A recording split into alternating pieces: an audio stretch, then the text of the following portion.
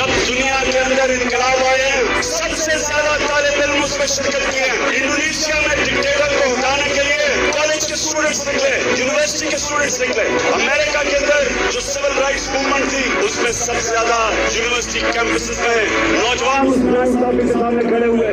Vietnam وار ہوئی, اس کے خلاف نوجوان نکلے. میرے نبی صلی اللہ علیہ وسلم نے انسانوں کو رائے حق پہ لانے کی تبلیغ شروع کی. انہوں نے بھی کہا کہ جہاد مسلمان پہ فرض ہے. اور جہاد کیا ہے؟ ناانصافی کے سامنے آواز بلند کرنا. ہاتھ سے بھی کر سکتے ہو, زبان سے بھی کر سکتے ہو. بدقسمتی سے زیادہ تر ہمارے جو ملک پہ جہاد ہو رہی ہے وہ صرف دل میں ہو رہی ہے. گھروں میں بیٹھ کے بیچارے کرتے ہیں. یہ دیکھیں کتنا ظلم ہو گیا. اور لا الہ الا اللہ کا مطلب یہ کہ ہم کسی کے سامنے نہیں جھکتے, جس میں صرف پتھروں کی مورتیاں نہیں, پیسے کا بت, خوف کا بت, لالچ کا بت, میل کا بت, جو جہاد اکبر ہے کہ اپنی نفس پہ قابو پانا, یہ سب راستے میں رکاوٹیں